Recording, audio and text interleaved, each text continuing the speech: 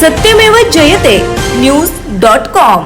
महापालिका निवडणुकांच्या तोंडावर भारतीय जनता पक्षाने आमदार, खासदार आणि मंत्र्यांच्या मुलांना तिकीट न देण्याचा निर्णय जाहीर केला आणि लगेचच घराणेशाही विरोधी असल्याचा गाजावाजा सुरू झाला।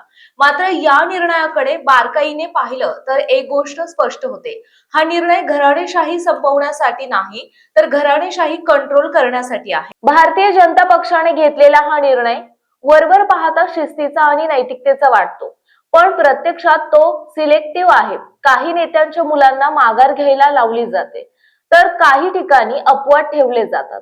म्हणजे नियम आहे, पण तो सगळ्यांसाठी नाही। नाशिकमध्ये आमदार देवयानी फरांदे यांच्या मुलाचा उमेदवारी अर्ज मागे घेतला जातो।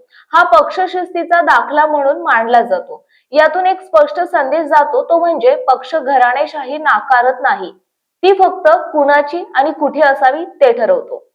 सामान्य आमदार, जिल्हा पातळीवरील नेते किंवा स्थानिक वजन नसलेल्यांच्या कुटुंबियांना पक्ष आदेश सांगून बाजूला केलं जातं। मात्र सत्ता केंद्राशी जवळीक असलेले प्रभावशाली नेते किंवा नेतृत्वासाठी सोयीचे चेहरे असतील तर नियम शिथिल होतात। उदाहरणार्थ, काही ठिकाणी माघार घ्यायला लावली जात असताना दुसरीकडे माजी खासदार किरीट सोमय्या यांचे पुत्र आणि माजी नगरसेवक नील सोमय्या यांना मुलुंडमधील प्रभाग क्रमांक 107 मधून पुन्हा उमेदवारी देण्यात आली आहे। विधानसभा अध्यक्ष राहुल नार्वेकर यांचे बंधू मकरंद नार्वेकर यांना प्रभाग क्रमांक 226 मधून तर वहिनी हर्षिता नार्वेकर यांना प्रभाग क्रमांक 227 मधून उमेदवारी देण्यात आली। हा विरोधाभास दुर्लक्ष करण्यासारखा नाही। हा विरोधाभासच भाजपच्या निर्णयावर प्रश्नचिन्ह उभं करतो। कार्यकर्त्यांना संधी देण्याचं कारण पुढे केलं जात असलं तरी वास्तव वेगळं आहे। आज दार उघडल्याचा आभास निर्माण केला जातोय, पण त्या दाराची किल्ली अजूनही वरच्यांच्याच हातात आहे। कुणाला आत घ्यायचं, कुणाला थांबवायचं हे निर्णय तळागाळात नाही तर सत्ता केंद्रात घेतले जात आहेत। राजकीय विश्लेषकांच्या मते हा निर्णय तत्वनिष्ठेपेक्षा प्रतिमा निर्मितीचा भाग आहे।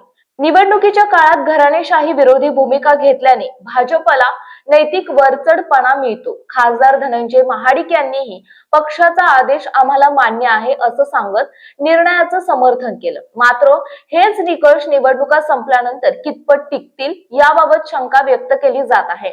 आज महापालिका निवडणुका आहेत, उद्या विधानसभा आणि परवा लोकसभा, तेव्हा हाच निर्णय कायम राहील का, की योग्य उमेदवार या नावाखाली पुन्हा अपवादांची यादी उघडली जाईल, हा खरा प्रश्न आहे।